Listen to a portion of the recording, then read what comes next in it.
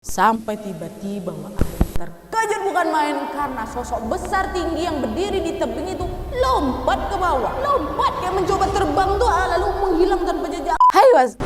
Hai wassalamualaikum warahmatullahi wabarakatuh. Terima kasih sudah klik video ini. Oke, jadi di malam Jumat ini seperti biasa aku akan kembali membawakan kisah horor Wawa yang lain. Gak bosan kalian dengar cerita Wawa ini kan? Enggak lah Nat, kalau bisa sih 1 minggu 3 kali ya. Janganlah Wak. Megap aku nanti. Masih ada banyak kali cerita Wawa yang belum sempat terbaca sama aku nih. Aku rasa sampai part berapa ini kali ya? 100 lebih mungkin. Pastilah orang email yang masuk 6.000.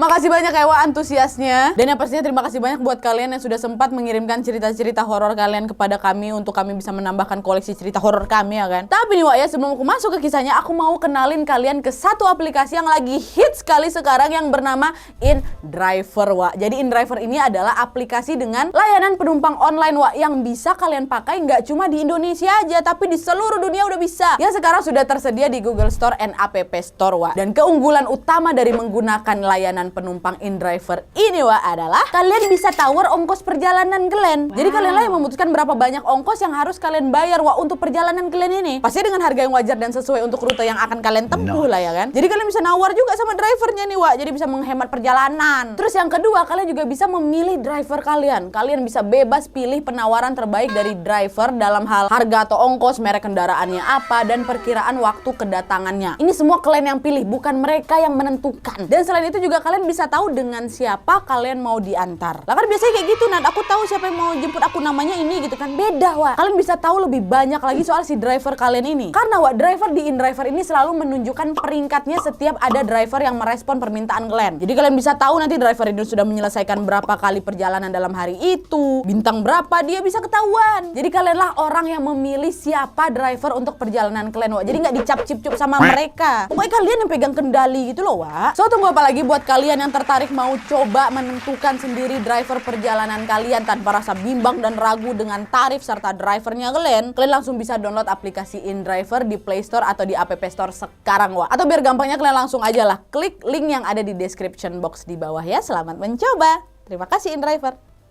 Nah sekarang Wak, baru nih kita masuk ke satu kisah Wawa yang serem kali. Penasaran? Kita langsung masuk aja ke ceritanya. Check it out.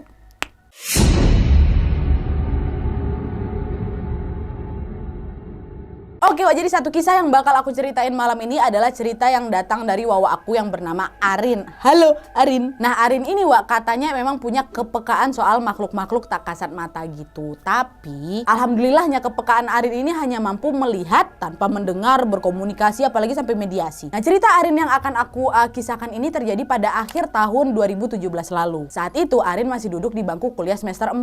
Lepas maaf. Dan pada saat itu Arin bergabung di salah satu organisasi kampus dan cukup aktif di organisasi tersebut Wak. Nah akhir tahun 2017 itu organisasi Arin ini melakukan pelantikan di salah satu bumi perkemahan di salah satu daerah di Jawa Barat. Nah acara pelantikan ini Wak kurang lebih diikuti 75 peserta termasuk panitia juga. Nah kebetulan pada saat itu Arin menjadi koordinator acara yang harus memastikan kegiatan berjalan sesuai rencana pastinya. Dan sekedar informasi juga Wak, tata letak di bumi perkemahan itu sekedar informasi tata letak di bumi perkemahan itu Wak, tempat camp para peserta itu berada paling ujung belakang dari pintu gerbang masuk. Letaknya agak menurun Wak ke bawah dan dihimpit kanan kiri sama tebing dengan lapangan agak luas tuh di tengah. Nah di bagian paling depan ada gazebo cukup besar yang memang mereka gunakan untuk tempat acara utama. Terus tenda-tenda peserta itu dibuat kayak bentuk letter L gitu Wak. Sedangkan letak tenda panitia itu agak memojok ke belakang dekat WC umum dan satu gazebo kecil yang memang digunakan untuk menaruh barang panitia dan juga keperluan memasak lainnya. Nah singkat cerita Wak, di hari pertama Arin datang lebih dulu nih sama 4 panitia yang lain untuk sekedar ya mengecek lokasi dan memastikan tenda sudah terpasang nih sesuai jadwal hari itu. Nah di bumi perkemahan itu Wak, ada banyak tempat nih yang sebenarnya bisa mereka pilih, hanya saja mereka memang memilih tempat yang paling bawah tadi itu, yang untuk menuju ke sana aja Wak, mereka harus memutar ke sisi lapangan utama dan menuruni banyak anak tangga. Nah pada saat itu Arin ini ceklah sejumlah perlengkapan yang memang disediakan pihak penyewa, menyiapkan semua keperluan sebelum semua panitia panitia dan peserta lain itu datang di siang harinya. Gak ada yang aneh awalnya memang, Wak. Semua berjalan normal. Sampai menjelang zuhur, Wak, beberapa rekan pun pamit lah untuk naik ke atas untuk melaksanakan sholat zuhur di musola yang memang letaknya ada di atas dekat pintu masuk. Hanya tinggal Arin aja lah tuh dan satu teman perempuan lainnya yang bernama Fani di tenda panitia itu. Nah, karena mereka berdua sedang berhalangan, Wak, jadi pada nggak ikutan sholat tuh. Nah, pada saat itu mereka fokuslah mengobrol sambil memeriksa handy-talkie HT yang akan mereka gunakan. Nah, dari 10 HT yang ada, Wak, 9 lagi mereka charger. Yang satu dibawa Adit, salah satu kawannya si Arin yang lagi sholat juga. Tapi, Wak, tiba-tiba salah satu HT itu berbunyi. Terdengar tuh ada suara seseorang seperti sedang ingin mencoba ngetes HT mereka itu. Nah, pada saat itu Arin noleh ke Fani kan, yang juga sepertinya mendengar suara HT itu berbunyi. Arin coba periksa kembali tuh satu-satu HT yang ada di situ. Takutnya si Adit tadi mencoba memanggil mereka lewat HT. Dicek lah kan satu-satu kan, gak ada yang nyala kok.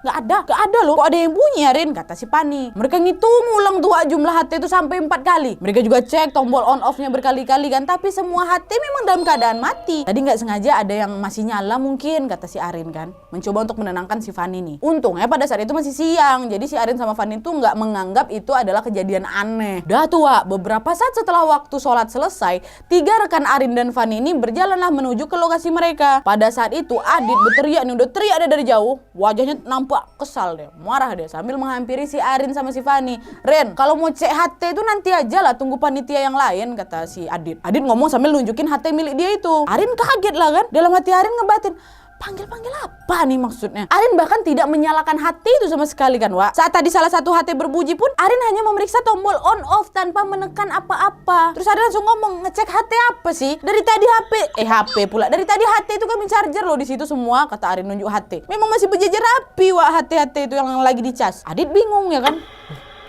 Kok tadi ada kedengar suara kalian? Adit noleh lah ke Sulam sama Wina, kawan mereka juga nih yang lagi ikutan sholat juga. Adit memastikan sama mereka, kalian dengar kan tadi HT ini berbunyi, ada panggilan halus gitulah. Waktu kita sholat tadi dengar kan? Emang apa yang kau dengar, kata si Arin kan? Itu tadi ada suara perempuan panggil nama kau, Rin, berkali-kali. Mana aku lupa kecilin volumenya, aku lagi sholat gitu, kata si Adit. Diikuti anggukan Sulam sama Wina yang setuju, memang aku dengar kok ada orang yang manggil nama kau.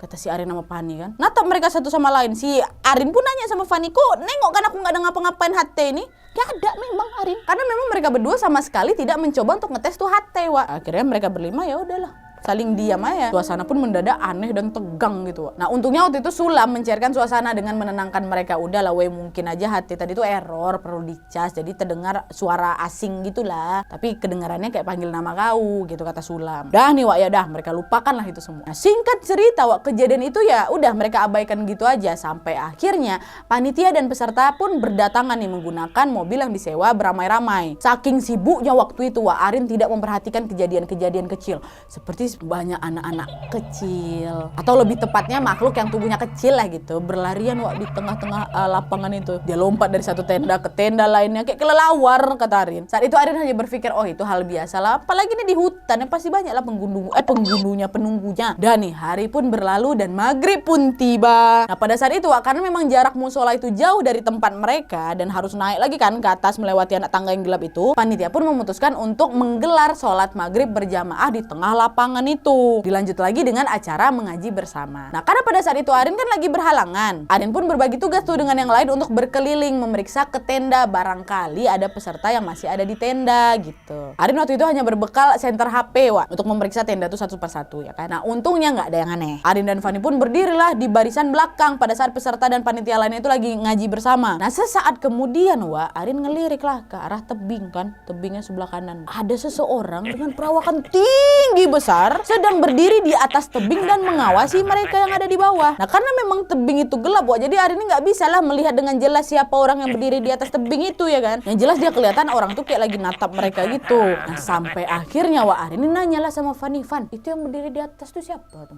Man, buang apa tu, Man? Fani nengok. Oh, Buang apa yo? Raka itu mungkin. Kan badan yang paling besar sama tinggi di sini cuma si Raka aja, katanya. Oh iya, si Raka ya. Diain aja tuh sama si Arin, Wak. Dia tuh tak menatap lagi tuh ke arah tebing itu. Tapi masa sih, Pan? Ngebatin si Arin, kalau dilihat kok kayak lebih tinggi sama lebih besar dibanding tubuh manusia normal ini, kata si Arin kan. Tapi Arin akhirnya mencoba meyakinkan diri dengan ngomong, ya, Raka itu, fix Raka. Tapi ngapain, Wak, si Raka naik-naik ke tebing sambil ngeliatin kita gitu? Entah aku.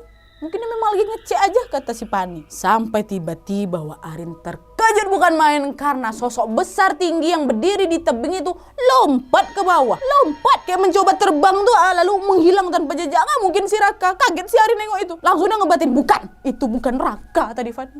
Bukan. Nah Rani yang memang nengok kawan ini terkejut sempat ngomong, "Weh, kok ngapa nengok apa kau?" Tapi saking kagetnya si Arin ini, Arin nggak bisa jawab perkataannya siapa Fanny. Arin coba bisa bilang sama Fanny, "Pan, diam kau dulu, Pan. Aku butuh tenang dulu. Aku butuh minum sama duduk bentar aja," kata si Arin saking kagetnya dia tuh. Nah Arin tahu saat seperti itu bukan saatnya Arin cerita yang macam-macam pastinya. Suasana pasti bakal kacau kalau saja Fanny tahu apa yang baru saja si Arin itu lihat kan. Dah tuh balik lagi nih ya, acara mengaji bersama pun berlanjut sampai sholat isya. Nah sebelum acara malam dengan pengisian materi di gazebo utama, Wak, nggak ada lagi hal yang aneh lainnya nih. Semua berjalan lancar, alhamdulillah ya. Nah Arin rasa semua berjalan baik ya kan, sampai tiba waktunya peserta istirahat. Karena udah malam, udah setengah 12 malam itu. Acara pun ditutup dan semua peserta pun kembalilah ke tenda mereka masing-masing. Nah karena takut berkeliling sendiri, Arin ini meminta si Adit sama Sulam untuk menyisir tenda laki-laki. Sedangkan Fanny sama si Arin menyisir tenda perempuan ya kan. Untuk bisa memastikan semua peserta sudah istirahat. Nah setelah selesai mengecek semua peserta ini, Wak Arin ngomong ke Adit, "Dit, minta tolong ya nanti ke semua panitia jangan dulu tidur ya. Kita akan adakan briefing malam dulu sebelum acara renungan malam jam 3 nanti," kata Arin ke Adit. Adit pun nganggu aja dan memberitahu panitia yang lain untuk melakukan briefing malam. Dah, Rin, briefingnya di mana? Salah satu panitia nanya kan. Lagi-lagi Arin minta bantuan Adit untuk mencari tempat yang tepat. Pokoknya harus agak jauh lah dari tenda peserta sehingga briefing tidak mengganggu istirahat peserta. Di bawah aja lah Rin, pinggir WC umum tuh kan ada gazebo kecil tuh. Bisa kita pakai buat briefing tuh. Jaraknya juga aman lah dari peserta. Gak keganggu nanti mereka kalau istirahat, kata Adit. Adit nunjuklah ke arah WC umum yang juga berada di lokasi itu, Wak. Agak menurun memang. Tapi gelap kali ya, weh. Apa kita ke atas saja, kata si Arin. Arin khawatir dengan sarannya si Adit, Wak. Karena memang tempatnya gelap kali, nggak ada lampu sama sekali. Kejauhan, Rin, kata rekan panitia Arin yang lain pun menyaut. Akhirnya setelah mendengar masukan dari mereka, Arin pun meminta semua panitia bergegaslah ke gazebo dekat WC umum itu. Arin juga tahu pasti panitia juga udah banyak yang lelah, pengen cepat istirahat ya kan. Hanya beberapa panitia aja yang Arin minta tetap berada di lapangan untuk bisa menjaga peserta kalau ada yang tiba-tiba bangun atau butuh ke WC umum gitu. Arin pun pergilah menyusul panitia yang lain ke tempat briefing tadi itu kan, berbekal senter handphone lagi. Jalannya gelap, licin pula, Wak. Soalnya kan ada beberapa genangan air dari WC umum yang masih ngalir gitu, ha. Nah, di saat itu, Wak, perasaan Arin ini udah mulai nggak enak. Singkat cerita, setelah Arin dan semua panitia berkumpul dengan penerangan seadanya itu, Arin kembalilah menjelaskan teknis acara renungan malam berikutnya. Briefing singkat ini, Wak, tiba-tiba berakhir pada saat salah satu panitia berteriak kaget. Gitulah cak-caknya ya. "Ada apa?" tanya Arin. Nah, salah satu panitia yang kaget itu kita sebut aja namanya Loli ya. Wajahnya tiba-tiba pucat, Wak, matanya terpejam. Nah, terus dia berbisik sama si Arin, "Jangan di sini.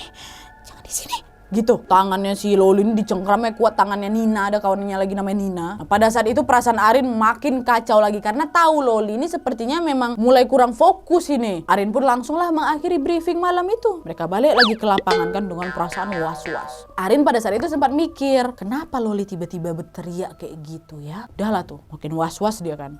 Nah, sesampainya panitia di tenda mereka, Wak, Arin pun meminta mereka untuk beristirahat. Dah, istirahat, kalian istirahat. Nah, pada saat itu Arin dan beberapa tim lainnya memilih untuk berada di gazebo tempat mereka memasak dan menaruh barang-barang. Ada sekitar 7 orang lah, Wak, yang memutuskan untuk tidak tidur termasuk si Arin. Arin pikir kalau nanti aku tidur kepala aku nih pasti bakal jadi pusing. Jadi sekalian aja lah 12 pagi gitu. Arin pun ngobrol lah sama rekan-rekan dia yang lain kan, membahas beberapa hal sambil berdiri ini. Mata Arin iseng berputar-putar ngelihat ke sekeliling ya kan. Ini sepi sih, tapi ramai ya, kata. Dah dia tengok-tengok lagi sekeliling sambil ngobrol gitu. Dan tiba-tiba Arin terpaku mematung, Wak. Rasanya tubuhnya ini nggak bisa digerakin. Kenapa? Karena Arin melihat sosok perempuan, Wak, berdiri di depan WC umum. Sosok tuh nggak seram, kata Arin. Dan sosok itu cantik kali. Cantik kali, kata Arin. Kulitnya putih pucat, saking putihnya tuh warnanya sampai terlihat kontras dengan keadaan gelap di hutan itu. Bahkan si sosok itu tubuhnya tuh cenderung bersinar dalam kegelapan. Rambutnya panjang, saking panjang ya sampai terurai semata kaki. Rambutnya pun nggak yang kribo gitu, rambutnya rapi, cantik. Bajunya seperti baju zaman kerajaan dulu, Wak. Pokoknya kayak baju-baju mirip zaman kolosal lah gitu, Wak. Panjang menjuntai, warnanya hijau toska. Terus dia pakai sabuk pinggang emas, Wak, yang kontras sekali pasti. Dan sosok itu menatap ke arah Arin dengan tatapan marah. Arin mematung ini memandang ke arah sosok itu. Tatapan si itu nyai itu kayak menghipnotis mulutnya. Siapa ya? ya Nyai itulah, mulutnya itu kayak bergerak bicara sesuatu, tapi Arin nggak bisa dengar lah. Yang dia dengar cuma suara jangkrik aja itu. Sampai tiba-tiba Fanny kawannya kan ditarik tangan si Arin, tepuk tangan Arin keras kan. Woi Rin, nengok apa kau? Astagfirullahalazim, kata si Arin kan. Langsung jatuh, terduduk gemetar, rasanya lemas sekali sampai kaki badan itu. Weh kenapa kau? Kata Fanny. Weh Arin kenapa? Apa yang dialami Arin yang mengundang perhatian kawan-kawan dia yang lain lah kan, penasaran. Mereka berkerumun lah itu melingkari Arin sambil sama-sama bertanya ngapa weh. Arin gak berani ngomong. Arin yakin mereka pasti bakal panik kalau tahu ini. Apalagi tim laki-laki ya cuma ada si Adit sama si Sulam aja. Dan yang lebih mengejutkan lagi, kurang lebih 2 menit dari Arin jatuh terduduk saking syoknya itu, dari arah tenda panitia Nina berlari nih menghampiri Arin dan yang lain dengan wajah yang pucat panik, nampak badan itu gemetar nahan nangis itu. Arin, Adit tolong Arin, Adit, Sulam, Fanny, tolong, kaget semua, ngapa kau ini, tolongin. Loli, dia nangis terus dari tadi di tenda. Wastagfirullahalazim, kata mereka semua kan, Wak. Beberapa saat tuh mereka sempat mematung, nggak bicara apa-apa. Fanny pun langsung lah berinisiatif minta Nina, duduk kok dulu. Duduk, supaya Nina ini tenang ya kan. Baru akhirnya dia ngomong, tadi aku sama Loli kan lagi tidur di tenda kan Fanny. Terus tiba-tiba Loli nangis, Dit. Aku coba bangunkan dia nih, tapi matanya gak melek. Dia terus nangis pelan gitu, kayak ngerintih gitulah. Aku coba tanya kan, kok kenapa Loli? Dia bahkan gak kenal aku, Dit, gak kenal aku, kata Nina. Adit pun langsung lah meminta si Arin untuk, weh Rin, kau udah bisa kan? Udah aman kan kau? Cobalah, ayolah kau kita periksa tenda si Loli itu sama-sama yuk. Akhirnya udah aku udah bisa kok. Arin sama rekan-rekan lainnya langsung lah bergegas memeriksa tenda si Loli. Nah dari jarak 2 meteran gitu lah, Wak, memang terdengar tuh suara tangisan halus yang merintih dari dalam tendanya si Loli. Arin pada saat itu takutnya Loli lagi sakit atau kedinginan lah gitu kan. Nah sewaktu si Arin sama Adit sama Sulam juga melihat ke dalam, jadi memang kayak terbuka lebar gitu pintu tendanya, Wak. Beberapa rekan satu tendanya Loli itu sedang mencoba menenangkan Loli. Arin juga lihat tuh ada tim kesehatan juga sudah membantu dia untuk menyediakan obat-obatan gitu, mencoba untuk menyadarkan si Loli dengan memberikan minum gitu. Nah satu orang lain duduk lagi membacakan Al-Quran untuk bisa menenangkan suasana. Tapi Loli tetap menangis dalam tidurnya, itu masih tertidur tapi nangis dewa. Sulam pun akhirnya meminta Rin, masuk Rin, coba aku pastikan dulu. Nah belum sempat kaki Arin ini melangkah masuk ke dalam tenda, Wak, di telinga Arin, aduh merinding. Di telinga Arin ini samar-samar terdengar bisikan halus yang berkata, jangan masuk. Suara perempuan. Arin yakin perempuan itu. Itu melangkah denger itu spontan berhentilah si Arin kan. Gak berani masuk ini, gak berani mendekatnya si Loli. Karena di saat yang sama juga, Wak, Arin merasa dadanya Arin ini sesak bukan main. Kaki Arin bergetar. Karena mungkin suara itu jelas sekali di telinganya si Arin, shock dia kan. Arin pun jadi sulit lah berkonsentrasi. Nah larangan masuk tadi itu entah dari siapa. Nah begitu Arin berdiri di depan pintu tenda itu, aduh, Loli, Wak, langsung bereaksi. Dia langsung menunjuk ke arah Arin. Tangisannya berhenti, tapi tangannya terus menunjuk ke arah Arin. Nah Adit yang melihat kejadian itu langsung ditariknya tuh lengannya si Arin untuk menjauhi tenda itu. Udah yuk, naik aja ke atas Arin. Kita ke musola sekarang. Ayo. Sekalian bawa Nina biar dia agak tenang dikit. Adit sigap tuh meminta Arin untuk menjauh dan juga membawa si Nina. Padahal kaki Arin tuh rasanya masih gemetar kali, Wak. Akhirnya si Arin, Fanny sama si Nina pun ditemani sama Adit naik lagi ke atas ke musola, menjauh dari si tenda Loli itu dulu. Sedangkan Sulam diminta untuk mengawasi Loli bersama teman-teman yang lain. Dan FYI juga nih, Wak, sebenarnya ada satu pembina dari kampus mereka yang bertugas mengawasi mereka, tapi pada saat itu dia tidak bisa ikut menginap. Dia pulangnya itu habis maghrib gitu. Katanya pembina itu baru akan kembali lagi besok pagi di acara field trip. Jadi nggak ada nih yang bisa mereka mintai bantuan ya kan. Oke, balik lagi ke ceritanya. Arin pun naiklah itu ke atas menenangkan diri di musola bersama 3 kawan yang lain. Suasana kacau, Wak, karena sepanjang perjalanan menuju musola pandangan si Nina terlihat kacau, kosong. Beberapa kali bahkan Nina bertanya, kenapa aku dibawa ke musola? Kenapa harus ke musola gitu? Akhirnya udah sampai di musola, mereka duduklah di teras itu kan, di teras musola, terus berzikir tuh saking takutnya. Fanny terus digenggam ya lengannya si Nina, diminta, Nina zikir kok, jangan stop, berzikir kau. Terus tiba-tiba Nina menoleh nih ke arahnya si Arin dan berkata, mereka nggak suka ada yang siapa yang keganggu, kata Adit kan. Mereka nggak suka, mereka terganggu, mereka nggak suka, mereka terganggu, mereka nggak suka, mereka terganggu itu. Terus kata si Dina, Wak, tetepannya kosong. Sumpah seriusan aku tiba-tiba kenapa kepikiran ya Dina ngomong kayak gitu, merinding aku. Arin bilang waktu si Dina ngomong itu matanya kosong terus sedikit tersenyum. Mereka nggak suka, mereka terganggu, mereka nggak suka, mereka terganggu, mereka nggak suka, mereka terganggu gitu. Ya Allah. Fanny harus sampai tepuk-tepuk pipinya Nina kan, cenderung menampar sih kata dia waktu itu. Oh istighfar kau, istighfar kata gitu. Istighfar. Berapa? Arin sama Adit masih nggak ngerti itu waktu itu kenapa. Tapi sesaat kemudian Arin barulah ingat sesuatu. Tiba-tiba wajah perempuan berbaju kerajaan itu terlintas di benaknya Arin langsung. Adit tiba-tiba juga ngajak Arin bicara kan agak jauh nih dari Nina sama Fanny. Rin, sebenarnya tadi pas briefing di bawah aku lihat ada yang ngawasin kita loh. Kayaknya dimaksud Nina itu dialah. Adit mengaku dia juga melihat ada sosok yang mengawasi mereka. Siapa Adit? Kau tengok sosoknya, kata Arin kan. Perempuan besar tinggi dia Rin. Rambutnya panjang tuh sampai mengata kaki, tapi cantik weh. Jelaslah langsung di situ Arin yakin bahwa dia dan Adit melihat sosok yang sama. Seperti memang sosok itu yang terganggu tuh loh di sana. Arin pun langsung lah ngomong lagi sama Adit, jangan bahas sekarang Dit. Suasana yang masih kacau. Arin waktu itu nggak ngomong sama Adit kalau dia juga melihat sosok yang sama karena Arin takutnya nanti suasananya makin kacau lagi ya kan. Jadi Arin putuskan untuk diam saja. Sampai akhirnya kira-kira waktu menunjukkan jam 2 pagi, Nina juga udah lebih tenang. Arin dan yang lain juga memutuskan untuk kembali lagi turun ke tempat camp. Karena memang kan rencananya mereka harus membangunkan peserta setengah 3 pagi kan untuk kegiatan renungan malam mereka. Nah, pada saat kembali ke camp ini, Arin melihat Sulam udah duduk tenang pula dia di gazebo bersama beberapa panitia yang tidak tidur. Adit nanya, gimana sih Loli Lam? Katanya, dia udah tidur lagi kok, Dit. Udah tenang dia. Tadi juga pas ditanya dia udah kenal sekitar lah. Better lah, kata si Sulam sambil nyeruput kopi itu. Dan setelah itu Arin juga meminta Nina untuk tidur di tenda yang berbeda dengan Loli untuk sementara. Untuk menghindari kejadian yang tidak diinginkan nanti terulang kembali ya kan. Nah, singkat cerita hanya tersisa Sulam, Adit, Fanny, Arin sama ada 2 kawan lainnya tuh di gazebo. Waktu kurang dari 30 menit sebelum akhirnya panitia membangunkan peserta untuk bersiap-siap menata lilin untuk renungan malam mereka. Tapi tiba-tiba Arin mendengar suara derap langkah kompak. Derap langkah kompak dari atas tebing. Kayak suara latihan tentara lah tapi jumlahnya banyak. Nah, suara itu menggema pada saat itu Arin khawatir suara derap langkah itu bisa mengganggu peserta yang sedang istirahat. Nanti bisa bangunin mereka nih. Aduh, kayaknya di atas juga ada yang camp juga nggak sih, berisik kali. Takut nanti peserta terbangun semua, kata Arin. Nah, Fanny, Sulam, Adit spontan nengok ke arah Arin. Hah? Suara apa nih, Rin? Orang sepi-sepi aja Arin noleh lagi ke arah tebing. Suara derap itu pun memang perlahan menjauh dan lama-lama menghilang. Tapi tadi suaranya terdengar jelas sekali, kata Arin.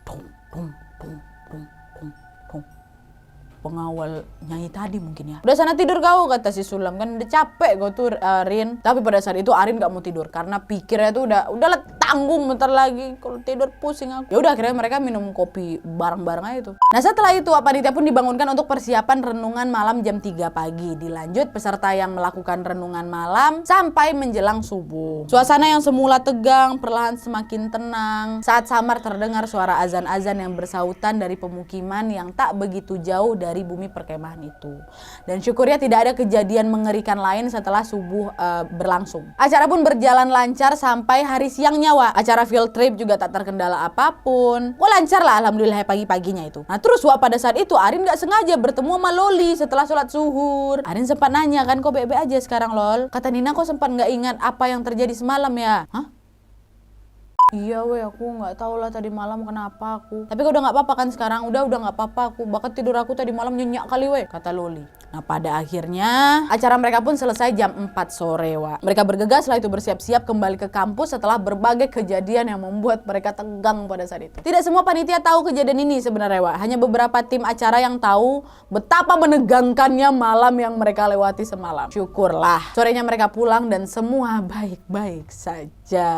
Ya Allah. Oke jadi itu tadi cerita dari Wawa kita yang namanya Arin. Makasih banyak ya Arin, sehat-sehat terus kau. Salam buat Adit. Siapa tadi lagi namanya? Sulam, Fanny, Loli. Ya, semoga kalian semua sehat-sehat aja. Aku jujur banyak kali dapat cerita dari Wawa aku yang punya pengalaman pada saat sedang ada di bumi perkemahan. Dan buat kalian yang gak mau ketinggalan kisah horor lainnya, kalian boleh langsung ke playlist yang ada di YouTube aku Cari aja kisah horor Wawa tuh ada part 1 sampai part sekarang ini. Dan buat kalian yang juga pengen berbagi kisah horor kalian, bisa langsung kirim email kalian, susun cerita kalian dengan rapi, dengan jelas ke email yang ada di komen di bawah. Sertakan subjek kisah hororku ya kan. Yang belum ternaik ceritanya sabar ya, aku akan memilih cerita-cerita yang menegangkan yang gak kalah menyeramkannya lagi dari kisah-kisah sebelumnya pastinya. Oke, jadi sekian dulu videonya. Terima kasih banyak yang sudah menonton. Kalau kalian suka video ini, klik like-nya, jangan lupa komen di bawah untuk ide dan saran-saran untuk video selanjutnya. Jangan lupa nyalain notifikasinya supaya kalian tahu kalau aku upload video baru. And as always, jangan lupa untuk klik tombol subscribe supaya kalian sama-sama tahu informasi menarik dan menegangkan dari channel aku. See you next video, bye.